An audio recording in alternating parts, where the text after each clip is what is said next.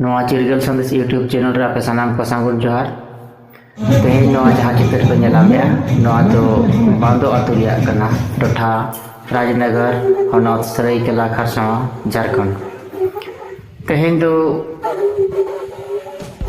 माघ बंगा कुनामी जहां दो अनल बंगा बिदु जगन तकिना उपेल महा को मनावे नेतो नायके बाबा बंगा ठावते टमाक तुंगा आते को दाराम इदी कना नवा आतु रेन सनाम हर को दबकना आर सनाम होराते ले आतु गांवला आते ले नवा कमी कुमरा सासंगुन कना आर नौका गे जेमन सनाम आतु रे अबो जहां बंगा बुरु कना ओना आलोबन हिड़िंग मा ओना तेगे आबोआ सावता दई बांचाव दोया तेहें दो ओनल बंगा बिदु चौहान तकिना बंगा नौका गे सनाम अतु रे बन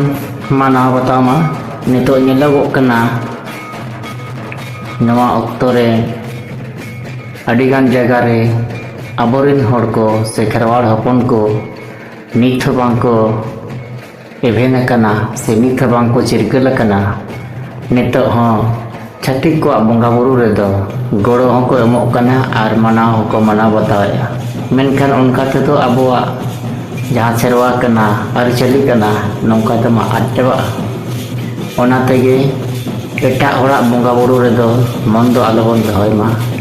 अबो खेरवाड़ हपना जहाँ बंगा बुरु कना जहाँ सेरवा कना ओना गे बोन पाजाय गुरु गंके मेन का लेका ओल मेना तमा रोड मेना तमा धर्म मेना तमा आमहो मेनाम ओलेम आद ले रे रोडेम आद ले धर्मेम आद ले आमहोम आदो उनका गे ओल हो मेना तबन गया रोड हो मेना तबन गया धर्म हो मेना गया और आबो हो मेना बन जुदी ओल नबन आदा रोड होबन आदा और धर्म होबन आद लेखान आबो होबन आटवा मिद दिन हिलो दो आबो उपरुम हो आदोआ और आबो होबन आद चबा ओना तेगे आबोआ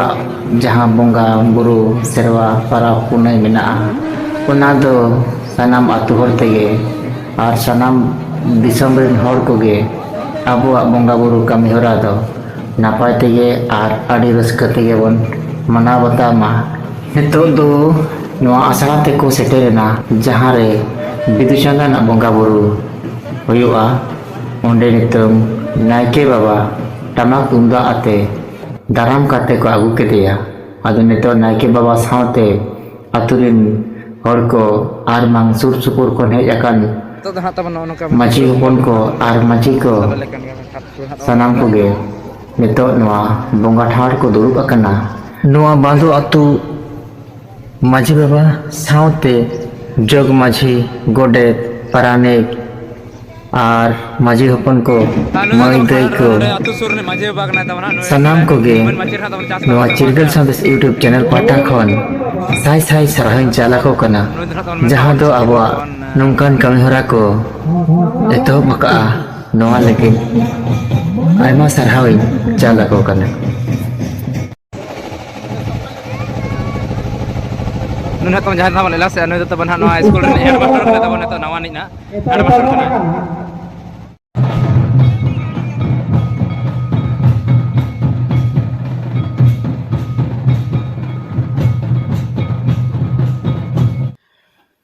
नेतो जहां चित्र पे नेलामेया नवा दो पानारोल अतु रिया कना टोठा दो सरायकेला हनोत सरायकेला खरसावा झारखंड नोडे हो नौका गे ओनल बंगा बिदु चौहान तकिना उपेल महा को मनावे नोडे हो आड़ी रस्क सला गे कमी हरा को सपड़ाव का मोय बन जन दाड़ा कनिया नौका गे आरो आयमा जायगा रे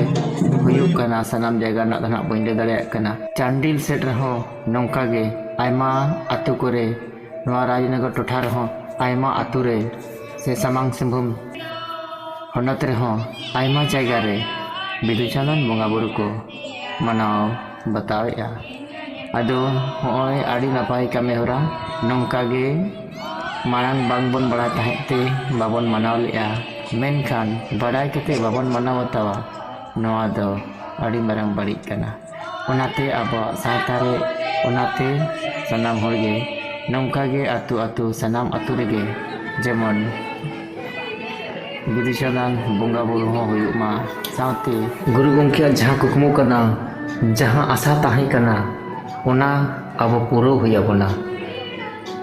मतबे सानाम टोठारे गे नौका गे कुरुमुटुई माबन नौका गे बन कामी मा नितो जहाँ चित्र बन नेलाम नवा दो नेता पेड़ा को लोटा दा आते को अतंग दाराम को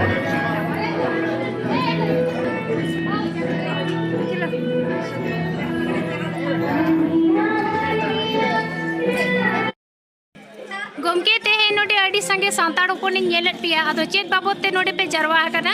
जेते कोन मानंग दो अलिया सगुन जोहार होय तेहे नोडे सांताड़ उपन दो नवा कारण ले जावरा हकना तेहे आले पानाडा लातु रे ओल इतुन आसड़ा ओल चिकी रेना मिटी आसड़ा ले बेरेट का आदो ओना आसड़ा रे बेरेट काते तेहे आले सांताड़ समाज रे जहां दो ज्ञान चचाल किन बिदु चंदाना तेहे दो बोंगा बुरु ले मनाव का ओना लगी तेहे दो आले समाज तला रे ना परपो कोले हेज जावरा हकना अडी नपाय अदो तेहेन चेक लेका पे बुझाव किया मारांग से कोई मा बिदु चंदन बोंगा बुरु बापे हुई सते तहना अदो निया दा पे हुई सत के खान चेक लेका पे बुझाव किया निया बार तो ना मारांग से खन बाले मनाव गु का दो निया बार तो मनाव कर खान अडी रस्के ले बुझाव किया तेहेन आबो सावता होय आबो सावता तला नि जहां बोंगा बुरु हेना का किना बिदु और चंदन बोंगा काते अडी रस्के अडी रोमोज और अडी मौज ले बुझाव का अडी नपाय अच्छा नोडे ये तीन दिन को आपे नवा संताल आसरा तो चला करना नवा तो नॉय हुयु कना लगभग 1 साल ना हुयु लगी 9 महीना पुरो लेन खान गे अच्छा इनका नोडे तो चलेका आपे माने जहां नुई माचत गोमके पढ़ावे पे दो आते तेगे हेज कना से आपे नोडे मजी मोड़े होर तेगे पे हो का देते नोडे आपे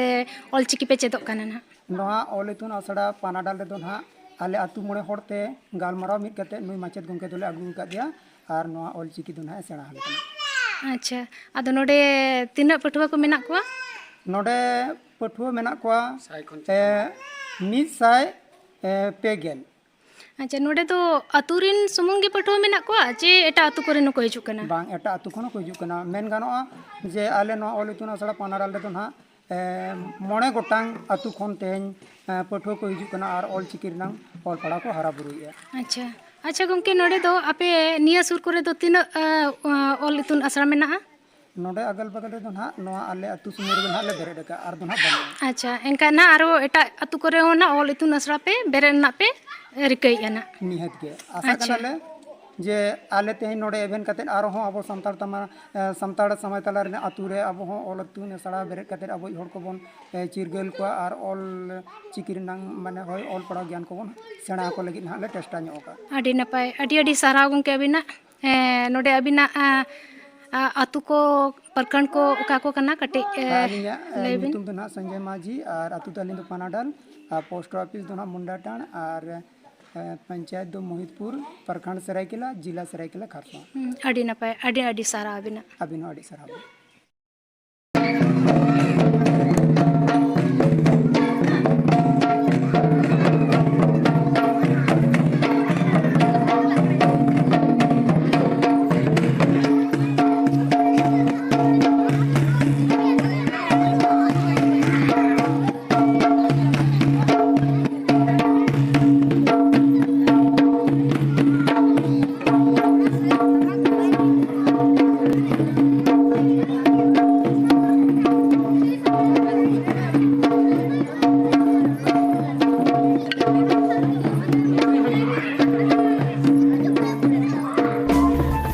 चैनल जहां को जुदी बापे सब्सक्राइब का खान सब्सक्राइब दे एकाल अलबन हिड़िंग मा तायम दाराम जहां आरो अपलोड तो आपे को तला रे आडी उसरा सेटेरो मा ओना लगिन सब्सक्राइब तो आडी के लगती कना जोहार।